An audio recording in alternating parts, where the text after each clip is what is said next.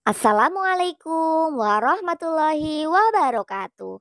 Hai teman-teman kelas 4, apa kabarnya hari ini? Semoga teman-teman sehat selalu ya.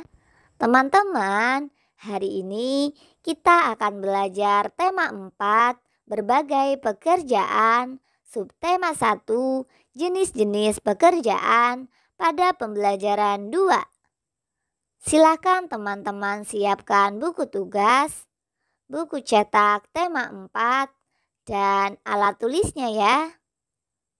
Sudah siap ya teman-teman? Untuk memulai pembelajaran hari ini, marilah kita berdoa menurut agama dan kepercayaan masing-masing.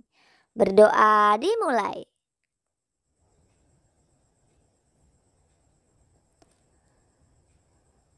Berdoa selesai. Tetap semangat ya teman-teman.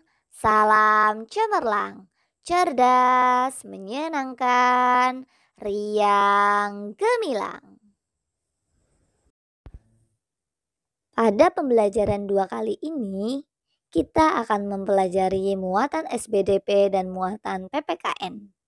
Pada muatan SBDP, kita akan mempelajari kompetensi dasar 3.1 dan 4.1, yaitu memahami gambar dan bentuk 3 dimensi.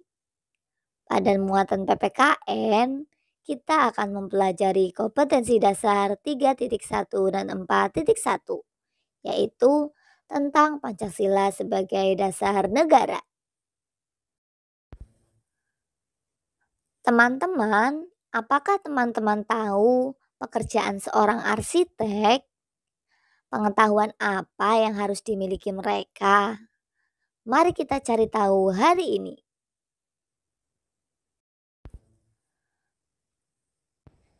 Teman-teman, muatan yang akan kita pelajari pertama yaitu SBDP, mengenal gambar dan bentuk 3 dimensi. Pekerjaan seorang arsitek adalah merancang bangunan gedung atau rumah. Dalam merancang gambar, arsitek harus bisa menggambar bentuk 2 dimensi dan 3 dimensi. Karya 2 dimensi dan 3 dimensi juga bisa kita temukan di lingkungan sekitar. Karya 2 dimensi merupakan karya seni yang memiliki dimensi panjang dan lebar, serta hanya dapat dilihat dari satu arah pandang. Sebaliknya, karya 3 dimensi merupakan karya seni yang memiliki dimensi panjang, lebar, dan tinggi. Biasanya, karya 3 dimensi disebut karya yang menempati ruang. Agar lebih jelas, kita amati contoh gambar 2 dimensi dan 3 dimensi berikut. Lihatlah, terdapat 2 gambar. Yang pertama, gambar rumah 2 dimensi. Kita hanya bisa melihat dari satu arah pandang ya. Berbeda dengan gambar rumah yang 3 dimensi. Kita bisa melihat dengan jelas rumah tersebut seperti menempati ruang. Sudah jelas ya teman-teman, perbedaan gambar rumah 2 dimensi dan gambar rumah 3 dimensi. Nah, kali ini kita akan mempelajari karya seni 3 dimensi. Karya seni 3 dimensi dapat kita amati dari gambar dan bentuknya. Gambar dan bentuk 3 dimensi memiliki perbedaan loh. Ayo kita simak penjelasan berikut ini. Yang pertama, gambar bentuk 3 dimensi. Gambar bentuk 3 dimensi merupakan karya seni 3 dimensi dalam bentuk gambar atau lukisan.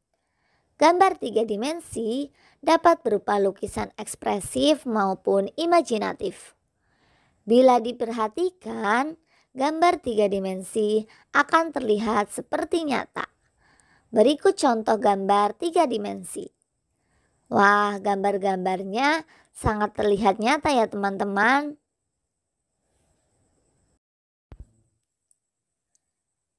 Selanjutnya yang kedua, karya kerajinan 3 dimensi.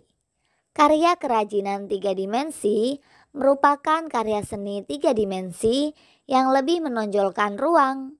Karya seni jenis ini bisa kita sentuh dan terbuat dari berbagai bahan. Karya seni ini sangat banyak dan mudah kita jumpai. Contohnya, berbagai barang kerajinan dan hiasan rumah. Teman-teman bisa melihat contoh-contoh berikut.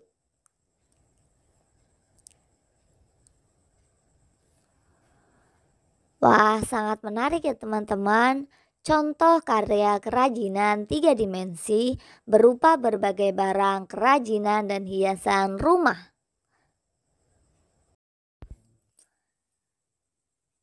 Nah, teman-teman, selanjutnya Sita akan menjelaskan mengenal jenis gambar bentuk 3 dimensi. Kita telah mengenal gambar bentuk 3 dimensi. Kita bisa menggambar bentuk 3 dimensi dengan melihat benda-benda di sekitar. Kita menggambar dengan meniru bentuk objek alam atau objek benda yang sebenarnya. Menggambar bentuk 3 dimensi dapat dibagi menjadi 3 jenis. Yang pertama, menggambar kubistis. Benda kubistis adalah benda-benda yang bentuknya menyerupai bangunan kubus atau balok. Contohnya, meja, kursi, lemari, bak sampah, dan kotak pensil. Kita bisa menggambar benda-benda tersebut dalam bentuk 3 dimensi loh. Selanjutnya yang kedua, menggambar silindris.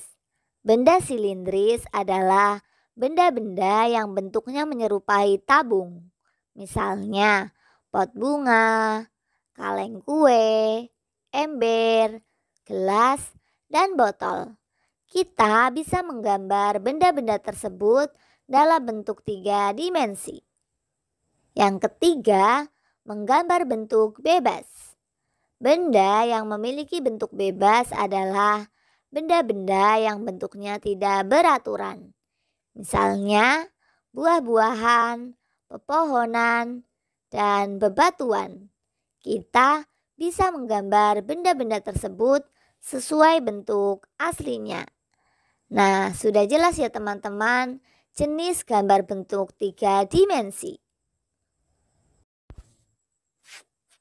Menggambar rumah impian. Kita sudah mempelajari jenis-jenis gambar bentuk 3 dimensi. Kita dapat berlatih menggambar bentuk 3 dimensi yang ada di sekitar kita. Salah satu objek yang bisa kita gambar adalah rumah. Ada banyak rumah yang bentuknya unik, menarik, dan kreatif. Bangunan-bangunan tersebut dirancang terlebih dahulu oleh arsitek. Mari kita amati contoh gambar rumah impian karya arsitek berikut ini. Wah, sangat menarik dan unik ya teman-teman. Contoh rumah yang dirancang oleh seorang arsitek. Sangat unik dan menarik bukan? Ada yang berbentuk seperti setengah lingkaran, siput, dan sepatu.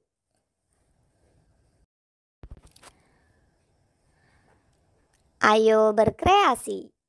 Andai teman-teman menjadi seorang arsitek, kira-kira rumah impian apa yang ingin menjadi rumah milik teman-teman?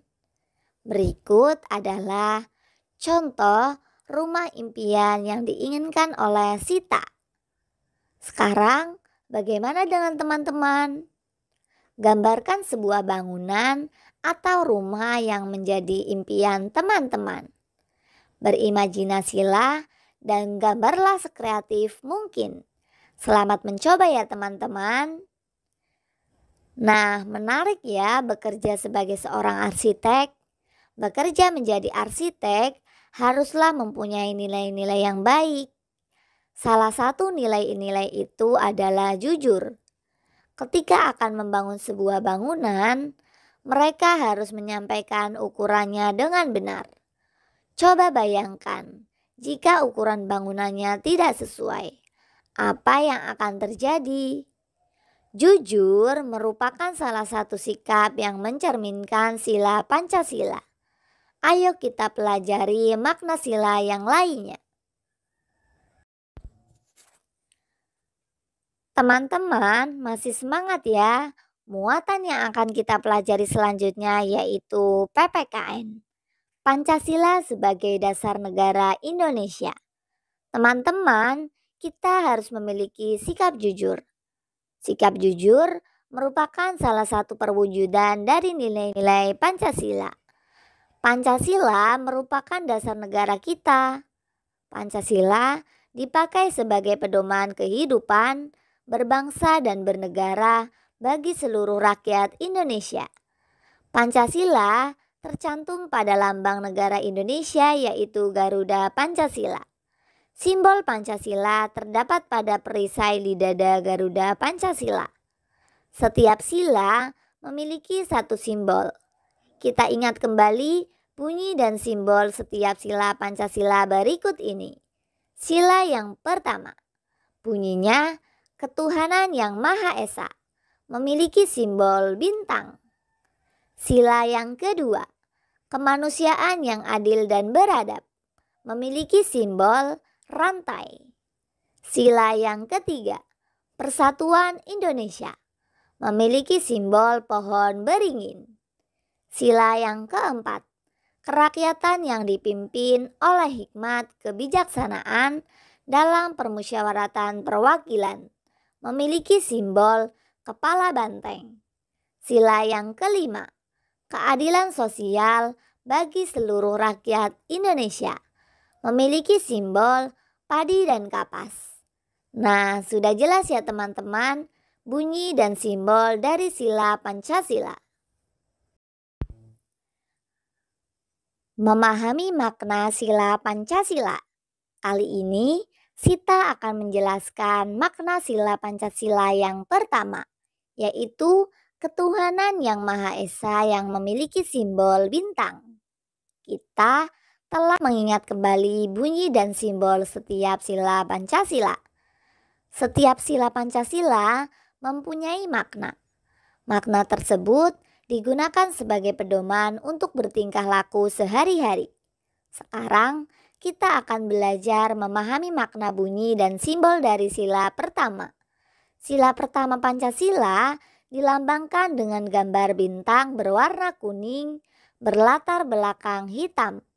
Warna hitam berbentuk perisai menyimbolkan warna asli dari alam semesta.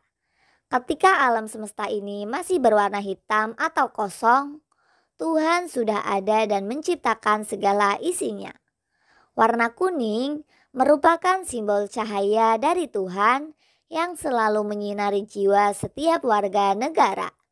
Jadi, bisa kita simpulkan bahwa arti lambang dan bunyi sila pertama Pancasila yaitu bangsa Indonesia memiliki jiwa yang percaya dan takwa kepada keberadaan Tuhan yang Maha Esa. Sila pertama Pancasila memiliki makna yang perlu kita terapkan dalam kehidupan sehari-hari. Kita perhatikan contoh-contoh perilaku yang sesuai dengan makna sila pertama. Lalu, kita terapkan perilaku berikut dalam kehidupan sehari-hari. Berikut Sita jelaskan makna sila pertama Pancasila beserta contohnya. Yang pertama, percaya adanya Tuhan sehingga setiap warga negara rela untuk diatur. Contohnya, selalu menaati aturan lalu lintas dan mengikuti pendidikan dasar.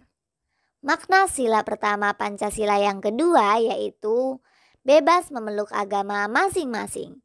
Oleh sebab itu, setiap orang wajib menaati aturan agamanya. Contohnya, melaksanakan ibadah sesuai tata cara masing-masing agama dan berbuat serta berkata jujur. Makna sila pertama Pancasila yang selanjutnya yaitu toleransi antar umat beragama dan sesama umat beragama. Contohnya, memberi kesempatan kepada orang lain untuk beribadah dan menghormati pemeluk agama lain. Makna sila pertama Pancasila selanjutnya yaitu menjaga semua yang telah Tuhan berikan.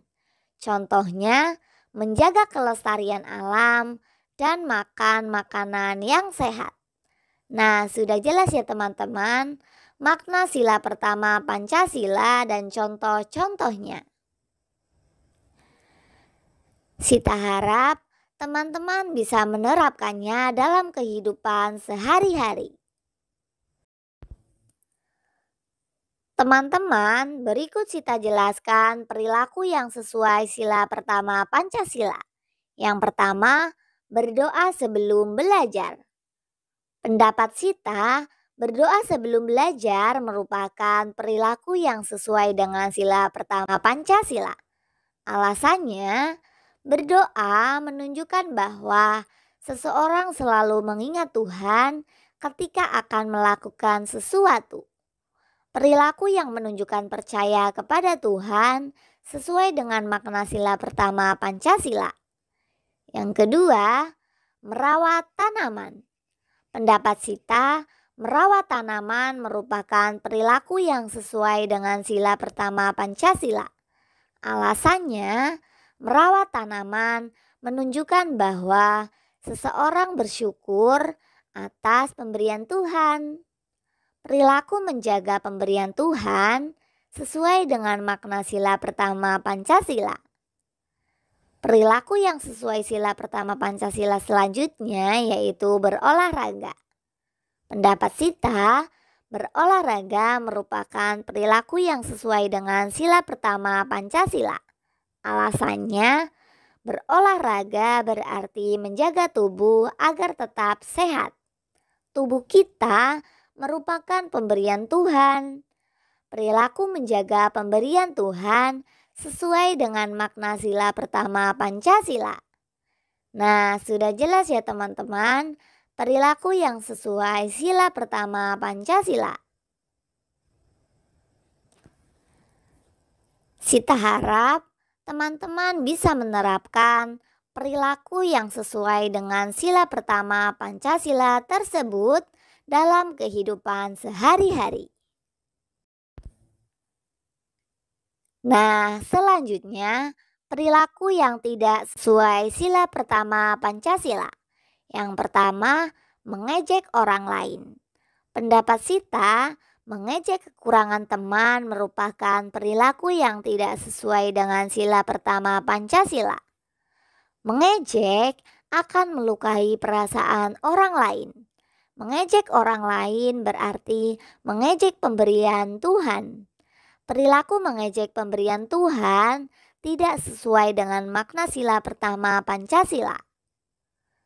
Perilaku yang tidak sesuai sila pertama Pancasila selanjutnya yaitu mencuri. Mencuri merupakan perilaku yang tidak sesuai dengan sila pertama Pancasila. Alasannya, mencuri berarti mengambil hak milik orang lain. Mencuri dilarang oleh agama. Perilaku yang melanggar aturan agama tidak sesuai dengan makna sila pertama Pancasila. Selanjutnya yang ketiga, menambang pasir tanpa izin. Pendapat Sita, menambang tanpa izin merupakan perilaku yang tidak sesuai dengan sila pertama Pancasila. Alasannya, menambang tanpa izin atau secara ilegal sama dengan mencuri. Mencuri dilarang oleh agama. Perilaku yang melanggar aturan agama tidak sesuai dengan makna sila pertama Pancasila. Nah, teman-teman, jangan lakukan hal-hal tersebut dalam kehidupan sehari-hari ya.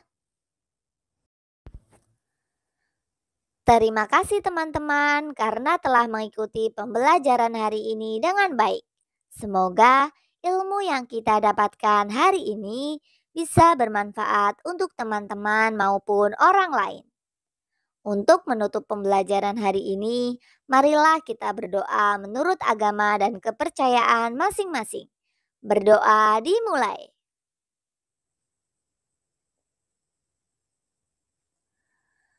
Berdoa selesai. Tetap semangat ya teman-teman. Salam cemerlang, cerdas, menyenangkan, riang gemilang. Wassalamualaikum warahmatullahi wabarakatuh.